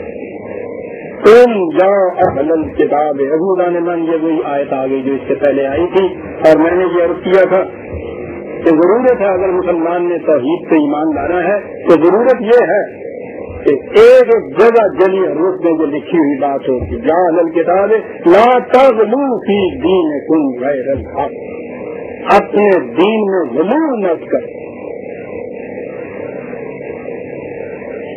کسی کو اس کے مقام سے آگے مت بڑھاؤ. اس سے پورا درس میں نے طرف کیا تھا جو عرض کیا تھا کہ کوئی اہل مذہب بھی, کوئی عقیدت مند بھی جس کے متعلق وہ عقیدت رکھتا ہے اسے اس کے مقام سے نیچے نہیں لاتا. یعنی یہ نہیں کہ وہ اس کا احترام نہیں کرتا, اس کو اس کے مقام سے نیچے لے آتا, یہ کوئی نہیں کرتا. کوئی دوسرا ان کی شان میں کچھ کہہ دیتا ہے تو اس کے سینے میں چھرا بن دیتے ہیں. کرتے کیا ہیں وہ ان کو ان کے مقام سے آگے لے جاتے ہیں. وہ یہ نہیں کہتے کہ نجف نجف ہے, مدینہ مدینہ ہے, کعبہ کعبہ ہے. وہ یہ بھی نہیں کہتے کہ صحیح صاحب ہم نجف مدینہ اور کعبے کو کیا سمجھتے ہیں, جیسے یہ قصور ہے لاہور ہے کاغذ نہیں, اسی طرح سے وہ شہر ہیں اس میں رکھا گیا ہے. یہ تو تنقید ہو گئی نا, تنقید ہو گئی نا, نیچے لانا ہو گیا نا. کہتے ہیں یہ نہیں کرتے, تو کہتے یہ ہے کہ نجف میرا مدینہ ہے, چڑھایا نا ایک مقام اوپر, مدینہ میرا کعبہ ہے, کیا نا ایک دیری اونچا. میں بندہ اور تو ہوں, بنایا نا خدا, امت صاحب ولایت ہوں, بنایا نا ان کو رسول. دیکھا آپ نے بدل کسے کہتے ہیں, ایک درجہ اونچا بنانا. اور جو سمجھو اور کچھ کھا کے عرب میں سونے والے تھے اور کچھ ان کو اس رسول یا بشر کی حیثیت سے نیچے بھی کوئی نہیں آئے گا. اور کچھ سمجھنا کیا ہے, وہی جو کہا گیا تھا کہ میں بندہ اور کہوں جو سمجھوں اور کچھ کھا کے عرب میں سونے والے, مجھے معذور رکھنا مست صحابۂ محبت ہوں. ارے جنہوں نے مجھے کو خدا کہا تھا انہوں نے دشمنی سے کہا تھا اس کو خدا. دشمنی کرنے والوں نے تو سلیب کا کہتے چڑھایا تھا کہ یہ محبت والے تھے نا جنہوں نے اس کو خدا بنایا تھا. اور جن بزرگان اعظام کو بھی آپ ایک مقامات سے چڑھاتے ہیں, احترام اور تعظیم کی وجہ سے چڑھاتے ہیں, آپ صحابۂ محبت سے مست ہوتے ہیں. وہ ادھر کیا پیش کیا نا, ہر مسلم یہی کہتا ہے مجھے معذور رکھنا مست صحابۂ محبت. میری آنکھوں سے دیکھو کیا وہ خود کئی دفعہ حضرت صاحب کہتے ہیں کہ بابا یہ نہ کرو مجھ سے سجدہ، نہ یہ مقام نہیں، یہ کچھ نہیں، باہر آ کے کہتی ہیں کہ یہ کثر نفسی فرماتے ہیں آپ اصل میں. اور کوئی تو یہ کہتے ہیں کہ صاحب انہیں بھی اپنے مقام کا پتہ ملا، نفس حضرت بنائی، انہیں بھی اپنے مقام کا پتہ نہیں ہے. ساتھوں کچھ ہے شاید اور ہماری آنکھ سے دیکھو جو تم کو دکھلائے، ہماری آنکھ سے دیکھو جو تم کو دکھلائے، ادا تمہاری جو تم بھی کہو کہ ہاں کچھ ہے. کہتے ہیں تو تمہارے اپنے مقام کا پتہ کیا ہے؟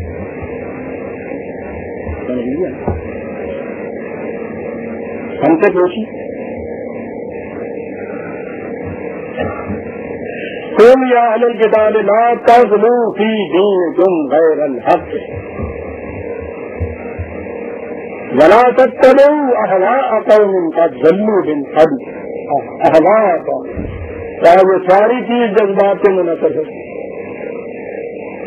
ان لوگوں کے جذبات کا اتباع نہ کرنا جو اس سے پیشتر گمراہ ہو جائے.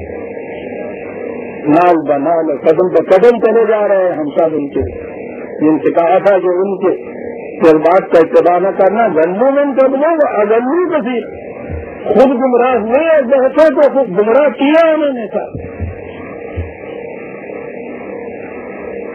آپ ہی گمراہ نہیں ہوتے، دوسروں کو بھی تو ساتھ گمراہ کرتے ہیں. وَغَلُّوا سَوَاءِ السَّبِيلِ کیا کیا انہوں نے؟ افراد اور تکلیف دونوں چیزیں قرآن لا کے کہا کہ یہ جو ایک خندار صراط مستقیم تھا، راستہ سیدھا جانے والا، اس سے وہ بھٹک گئے. اس کے بعد کہا کہ یہ چیزیں جو ہم کہہ رہے ہیں بنی اسرائیل کے اپنے، ہم پہلی بار یہ بات نہیں کہہ رہے. خدا کے سچے رسول جو آئے تھے انہوں نے بھی ان کے متعلق یہی کچھ کہا تھا. وہ ان کے رسول تھے لعن الذین کفروا من بنی اسرائیل علی لسان داؤد وعیسی ابن مریم. حضرت داؤد نے وہ بنی اسرائیل کے پیغمبر، حضرت عیسیٰ علیہ السلام نے وہ بھی بنی اسرائیل میں تھے. کہا انہوں نے ان سے یہ چیز کہی جسے لعنت کہتے ہیں، میں کہہ چکا ہوں. کہا تھا کہ تم زندگی کی خوشگواریوں سے محروم ہو جاؤ گے، یاد رکھو. اور آخری مرتبہ تو حضرت عیسیٰ علیہ السلام نے انجیل کے بیان کے مطابق ان سے کہہ دیا تھا کہ اب وہ چیز جو ہے ان سے چھن گئی بنی اسرائیل سے اور ان کے بھائیوں کے حصے میں چلی گئی، بنی اسرائیل کی طرف آ گئی.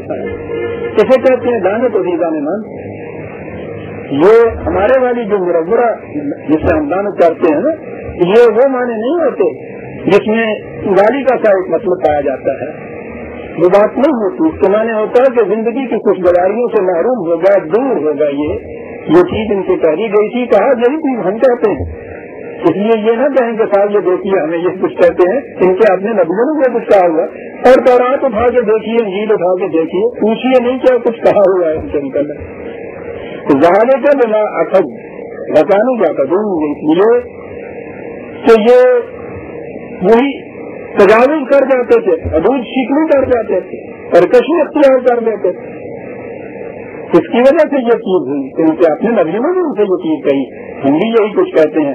اور سب سے بڑا جرم ان کا یہ تھا، انہیں عزیزان مان یہ جرم کانوا لا یتناہون عن منکر فعلوہ.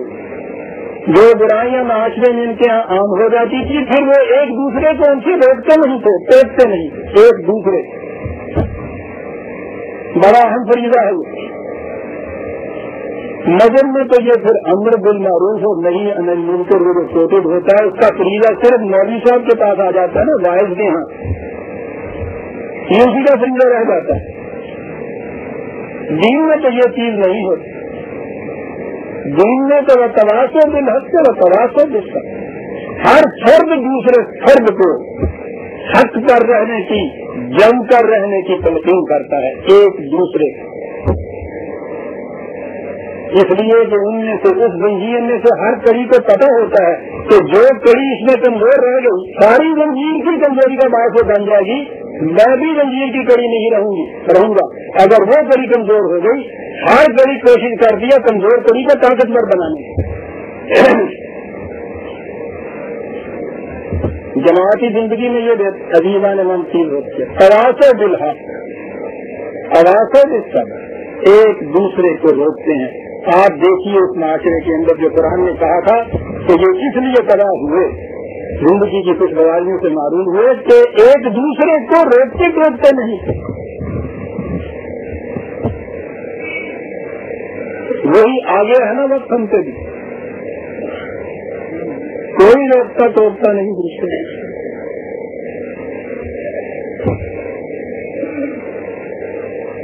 کہیں تو وہ یہ کہا تھا کہ ان کے ہاں کے ادار و رحبان انہیں نہیں روکتے, یہاں یہ کہا ہے کہ آپس میں ایک دوسرے کو نہیں روکتے. اب آشا تباہی اس وقت ہوتا ہے.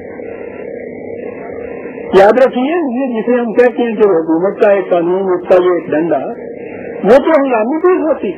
جیسے آگ لگنے پہ آگ بجھانے والا انجن آ جاتا ہے, لیکن گھر کی عبادت آگ بجھانے والا انجن کو مسلسل نہیں کرتا رہتا. یہ تو ان کے باہر انہوں نے اپنے آپ انجن گاڑ دیے ہوئے بیٹھے ہوئے ہیں. وہ تو آپ کو تھوڑی ثابت کرنی ہوتی. گھر میں سے ہر فرد دوسرے سے یہ کہتا ہے نا کہ دیکھنا وہ چولہا بجھ گیا ہے, کوئی چنگاری ادھر ادھر تو نہیں رہ گئی. یہ نہیں ہوتا ہے کہ جہاں آگ جلتی ہے جلنے دو, چنگاریاں ہوتی رہیں, فائر انجن آئے گا بجھا دے گا. نہیں, عزیزان مان, یہ قانون کی روح سے یہ ساری چیزیں صرف ہنگامی ضرورتوں کو پوری کرتی ہیں. یہ جسے آپ اصلاح کہتے ہیں معاشرے کی, اور وہ اصلاح اندرونی اصلاح ہوتی ہے, قانون کے روح سے انسان کے اندر اصلاح نہیں ہوتی. وہ اسی طرح سے ہوتی ہے کہ ہر ایک دوسرے کی اصلاح, ہر ایک دوسرے کو ٹوکنے اور روکنے کی فکر کرے, ایک دوسرے کو. یہی نہیں کہ ان میں سے کوئی ایک تو ایسا دروگا بنا لیا جائے کہ آدمی اس نے لت گئی پکڑی ہوئی ہے اور سب کو یہ کچھ کا چلا جاتا ہے. ہمارے یہاں وائز یہ کرتا ہے, ہمارے یہاں کوتوال یہ کرتا ہے, اپنے متعلق نہیں دوسروں کے متعلق. بعض آپ سنیے نا, وہ ساری چیز تم کہہ کے اور اس کے بعد ان کو کیڑے ڈالتا چلا جائے گا. وہ ساری خرابیاں ہی نہیں ہے, قوم میں ہے, معاشرے میں ہے, افراد میں ہے, تم میں ہے, جن میں ہے, وہ سب کچھ ہے. کیا بات یاد آ گئی. دشین میں بنی تمیم میں سے صاحب تھے, وہ مسلمان ہوئے. وہ ایسا گروہ تھا کہ جو عام طور پہ پہلے بات کیا کرتے تھے, خطاب لوگوں سے کیا کرتے تھے.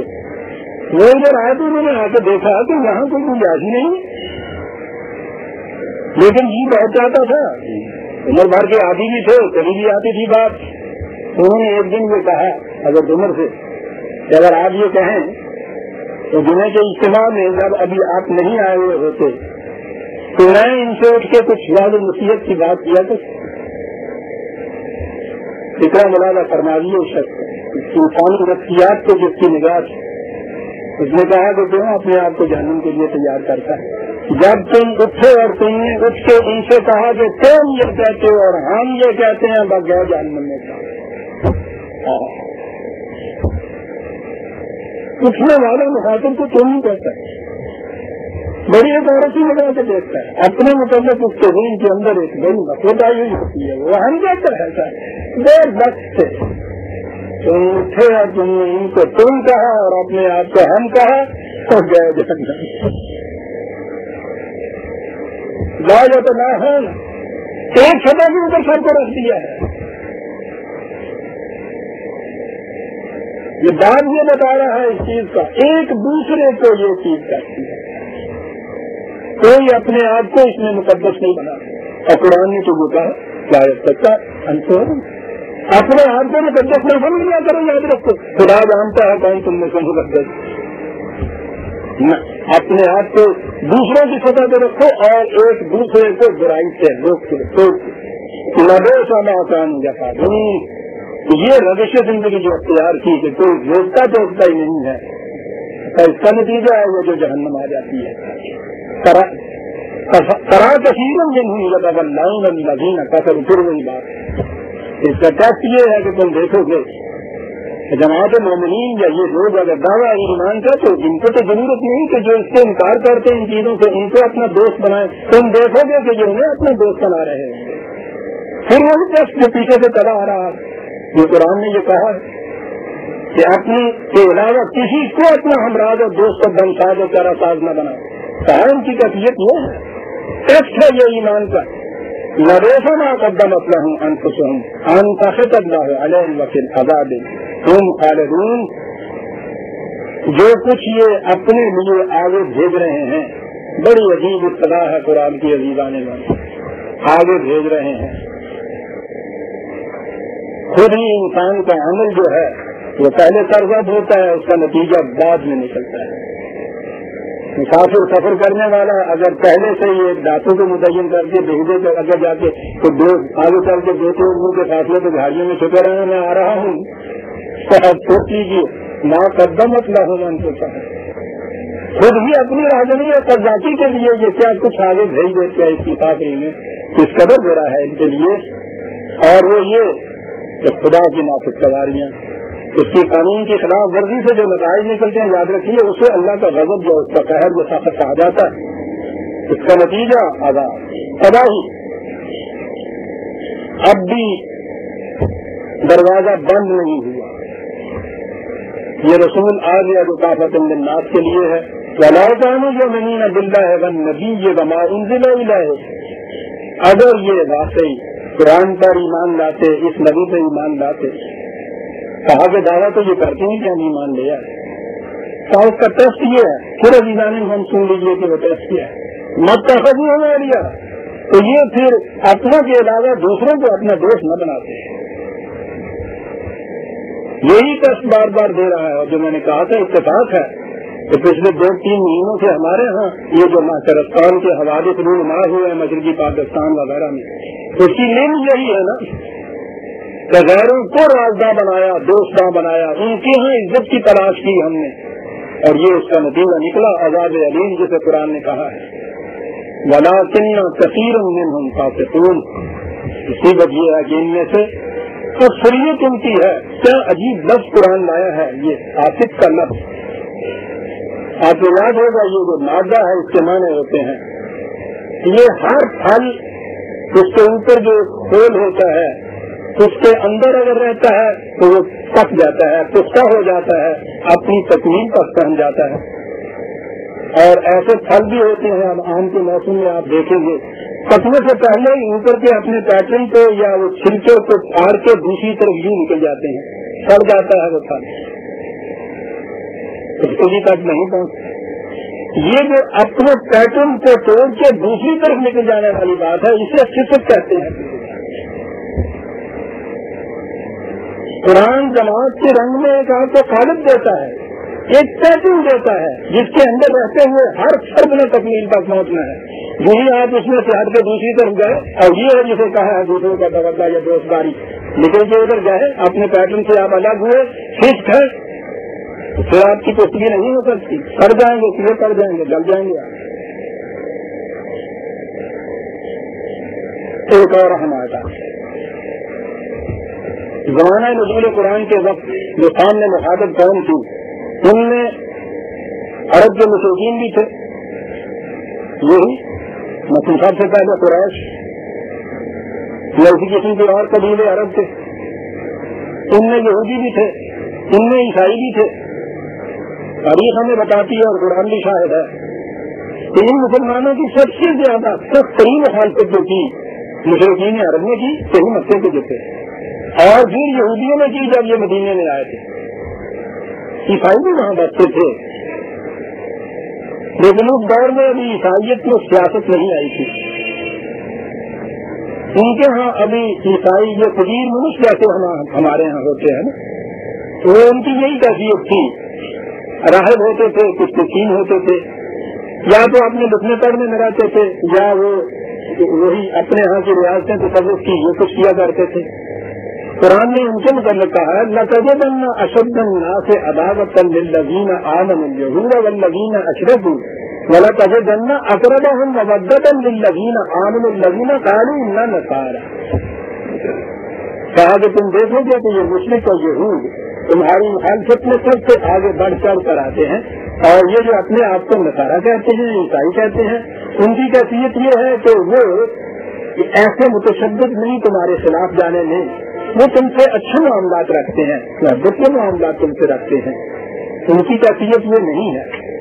اور ذالک بأنہم من قسیسین و رہبان وانہم لا یستکبرون، وہ اس لیے ہے کہ وہ کچھ درویش ملک کے لوگ ہیں، ان میں نفرت اور تکبر نہیں ہے، سیاست نہیں ہے، یہ چیزیں نہیں جو یہودیوں کے اندر ہیں، اس لیے وہ اس طرح اس عداوت اور مخالفت میں ایسے متشدد نہیں ہوئے جیسے یہودی اور مشرک ہوئے۔ وہ اس زمانے میں یہ جو بسنے والے تھے ان کے متعلق یہ بات بتائی، میں نے کہا ہے کہ یہ اہم ہے، اس لیے یہ جو اسرائیل کی حکومت جس زمانے یہ بنی ہے اور انہوں نے مسلمانوں کے خلاف یہ کچھ کیا ہے، تو اس زمانے میں بھی ہمارے سوڈا واٹر کی بوتل میں بڑا ابال آیا تھا، یہودیوں کے خلاف عام رو چلی تھی، بڑی مخالفت ان کی ہو رہی تھی اور یہ سب کچھ ہو رہا تھا۔ اہم اسی زمانے میں یہ آیت پیش کی جاتی تھی یورپ کے عیسائیوں کے ہم نواؤں کی طرف سے پیش کرتے تھے مسلمان، تو دیکھیے صاحب یہودیوں کے متعلق قرآن نے یہ کہا کہ یہ بڑے سخت عداوت ہے، عیسائیوں کے متعلق نہیں کہا، انہوں نے کہا کہ نہیں صاحب یہ تو بڑے نرم دل سے لوگ ہوا کرتے ہیں، اس لیے یہ جو تم مخالفت کرتے ہو اس میں عیسائیوں کو ساتھ نہ لپیٹ لیجیے گا، لیجیے صاحب اس آیت کی بنا پہ یہ فتویٰ چھوڑ دیا جاتا ہے۔ حالانکہ یہ 1000 سالہ تاریخ اپنی تو چھوڑ دیجیے جس میں 300 سال کے کروسیڈی کا وقت آتے ہیں، خریدی جنگیں ہوئی، آج کے دور میں جن یہودیوں کو آپ کہہ رہے تھے کہ وہ سب سے زیادہ مخالفت ہے، وہ تو اعلیٰ کار تھے، سارا تو یورپ کی عیسائی فلسفے کر رہی تھی اور کر رہی ہیں۔ آج بھی انڈیا کا مشرق اور کافر جو ہے وہ خود میں کچھ نہیں کر رہا، جو اس کے پیچھے عیسائی ہیں وہ کر رہے ہیں۔ سوال یہ نہیں ہے کہ قرآن نے اس آیت میں یہ کہا کہ صاحب ابھی طور پر یاد رکھو یہ عیسائی تو بڑے محبت والے ہیں، بڑے آنکھوں والے ہیں، ان کو گلے سے لگا کے رکھنا۔ یاد رکھیے قرآن نے تو اسی صورت میں چند ہی آیات پہلے 5/51 5/51 یہود اور نصارہ دونوں کے متعلق یہ بات کہی تھی نا، یا ایھا الذین آمنوا لا تتخذوا اليہود والنصارى اولیاء بعضهم اولیاء بعض۔ یاد رکھو یہ دونوں ایک ہی تھیلی کی جگہ بیٹھے، ان کو چھوڑ کر اپنوں کو چھوڑ کر انہیں اپنا دوستدار یا ان کو رازدار یا حمایتی نہ تصور کر لینا، بالکل نہیں۔ وہ تو ہمیں کہا یہ ہے قرآن میں کہ ان میں سے یہ جو ہیں ان کی کیفیت یہ ہے ہم لا یستکبرون، کہا کیوں ہے آگے بات آتی ہے، تاریخ ہماری یہ بتاتی ہے۔ یہودیوں میں سے تو ایک آدھ نام آتا ہے ہمارے یہاں پہلے کہ وہ یہودی کو کوئی مسلمان ہوا تھا، اسلام لایا تھا، ورنہ یہ عیسائی جو تھے ان کی بڑی تعداد تھی جو اسلام لے آئی، اور قرآن نے کہا ہے کہ چونکہ ان کے دل میں تکبر نہیں ہے، یہ اس بنا پہ ہی یہ نفرت اسلام سے نہیں رکھ رہا کہ بنی اسرائیل کے ہاں یہ نبی کیوں آ گیا جو یہودی کہتے تھے، اس لیے ان لوگوں کی نفسیاتی کیفیت ان سے مختلف ہے۔ ان کی کیفیت یہ ہے کہ اذا سمعوا ما انزل الى الرسول ترى اعینهم تفیض من الدم مما عرفوا من الحق، ان کے سامنے جب قرآن آتا ہے تو چونکہ دل میں تکبر اور نفرت نہیں ہے اس لیے یہ پہچان دیتے ہیں کہ بات حق کی ہے جو یہ کہی جا رہی ہے، یقولون ربنا آمن، یہ ایمان لے آتے ہیں، یہ کہتے ہیں کہ اللہ ہم ایمان لائے، فاکتبنا مع الشاہدین، ہمیں بھی انہیں میں شمار کر لو، یہ جو تم نے امت قائم کی ہے جس کا فریضہ دنیا کے اعمال کی نگرانی کرنا ہے، ہمیں بھی ان میں شمار کر لو۔ یعنی کہا یہ ہے کہ یہ لوگ اسلام کی طرف آ سکتے ہیں اور آ رہے ہیں، یہودی نہیں یہ آ رہے ہیں، ان کے دل میں نفرت ہے، بغض ہے، عداوت ہے، ان کے دلوں میں نفرت اور بغض نہیں، اس لیے یہ اس طرف مائل ہو جاتے ہیں، اور یہ کہتے ہیں کہ وما لنا لا نؤمن باللہ وما جاءنا من الحق، کہتا ہے کہ جب ہمارے سامنے حق آ گیا ہے تو پھر کون سی بات ہے جو ہمیں اس سے مانے رکھے کہ ہم حق کی طرف نہ آئیں۔ دیکھا ہے کہ یہ لوگ جو نفرت اور بغض اور انتقام کے جذبات سے الگ ہٹ کے قرآن کو سوچتے تھے وہ اس کی طرف آ جاتے، وَنَطْمَعُ أَن يُدْخِلَنَا رَبُّنَا مَعَ الْقَوْمِ الصَّالِحِينَ، وہی آ گیا کہ ہم سمجھ یہ رکھتے ہیں اس بات کی کہ خدا ہمیں اس قوم میں شامل کر لے جو صالحین کی قوم ہے، پھر وہی قوم میں شامل ہونے کی بات ہے۔ عیسائیت انفرادی چیز، ان کے ہاں یہ تصور ہی نہیں تھا، اور اس وقت تک تو بالکل سیاسی طور پہ بھی یہ تصور نہیں تھا۔ اس قوم میں داخل ہونے کے لیے بہت کہا کہ ہم نے کیونکہ یہ کہہ دیا تھا کہ دروازے ہر ایک کے لیے کھلے ہیں، اس لیے فَأَصَابَهُمُ اللَّهُ بِمَا قَالُوا جَنَّاتٍ تَجْرِي بِمَا قَالُوا جَنَّاتٍ تَجْرِي مِن تَحْتِهَا الْأَنْهَارُ خَالِدِينَ فِيهَا ذَلِكَ جَزَاءُ الْمُحْسِنِينَ۔ تو ان کے ایمان اور اعمال صالحہ کا بدلہ خدا کے ہاں سے ملا، اس لیے نہیں روک دیے گئے، ان کے دروازے ان کو بند کر دیے گئے تو یہ بنی اسرائیل ان کی نسل میں سے تھے، انہوں نے دین عیسائیت قبول کر رکھا تھا، نہیں تھا وہی آج کے کہی کہ جو بھی مان لے آئے گا اس کے اوپر رجاء و سعادت کے دروازے کھل جائے گے۔ ذالک جزاء المحسنین، انہیں کی بات نہیں ہے، جو بھی حسن کارانہ انداز سے زندگی بسر کرتا ہے اس کا نتیجہ یہی ہوتا ہے۔ والذین کفروا وکذبوا بآیاتنا اولئک اصحاب الجحیم، اور جو ان ہمارے قوانین سے انکار کرتا ہے، سرکشی برتا ہے، تکذیب کرتا ہے ان کی، میں نے ایک دفعہ بتایا تھا اور آگے بھی بتاؤں گا، انکار تو یہ ہے کہ کھلے بندے آپ کہیں کہ میں مسلمان نہیں ہوں، تکذیب یہ ہے کہ آپ یہ کہتے رہیں کہ ہم ان چیزوں پہ ایمان رکھتے ہیں، عملاً اس کو جھٹلائیں کہ نہیں بات یہ نہیں، بات وہی ٹھیک ہے جو میں کر رہا ہوں، اسے تکذیب کرتے ہیں۔ قرآن نے یہ کہا تھا کہ آؤ ہم تم بتائیں کہ یہ نمازی جو ہیں یہ دین کی تکذیب کیسے کرتے ہیں، نمازی دین کی تکذیب رایت اللہ کی جو تکذیب کرتی کیسے یہ دین کی تکذیب کرتے ہیں، انکار نہیں کرتے۔ ذالک اللہ کی یہ دعا نہیں کی مگر یہ جو اللہ تعالیٰ اس کی ان کی کیفیت یہ ہے کہ جو معاشرے میں تنہا رہ جاتا ہے ان میں سے ہر ایک اسے دھکے دیتا ہے، جو بھوکا رہ جاتا ہے اس کے لیے روٹی کا فکر کوئی نہیں کرتا، دین کی تکذیب کر رہے ہیں۔ فویل للمصلین الذین هم عن صلاتهم ساہون، یہ نمازی دیکھتے ہیں ان کی کیفیت یہ ہے، دیکھیے تکذیب کرنے والے ان کی کیفیت یہ ہے کہ اپنی صلاۃ کی غرض غائب سے بالکل واقف ان کے راہ یہ جو کچھ ظاہرہ طور پہ نظر آتا ہے نا یہ کچھ تو کر لیتی الحمدللہ نماز ٹھیک ہو گیا، تو ٹھیک نہیں ہوئی تیری نماز کیا ہوگی، تیرے ہاتھ نیچے ذرا ہو سمجھ اندازہ لگائیے۔ ٹھیک ہے ان چیزوں کی بھی ضرورت ہے، پیٹی میں پیٹی جگہ پہ بندی ہونی چاہیے، لیکن اسی سے صفائی کا فریضہ ادا نہیں ہو جاتا۔ نماز کے مفہوم سے غائب سے غرض سے غافل ہیں، کیا ہے غرض؟ یمنعون الماعون، وہ رزق کے جسے بہتے چشمے کی طرح ہارے کے دروازے کے سامنے سے گزرنا چاہیے تھا اس کو بند لگا کے پاس جاتے ہیں۔ ارایت الذی یکذب بالدین، نے بھی دیکھا ہے تو دعویٰ ایمان کا کرنے کے باوجود تکذیب کرتے ہیں دین کی، یہ کہا والذین کفروا، ایک گروہ یہ ہے پھر سے انکاری کی، مقدر بھی آ جاتے ہیں، انکار نہیں کیا، تکذیب کی ہمارے دین آیات کی۔ اولئک اصحاب الجحیم، یہ وہ لوگ ہیں جحیم میں رہتے ہیں۔ پتہ جحیم کے یہ کیا معنی ہے؟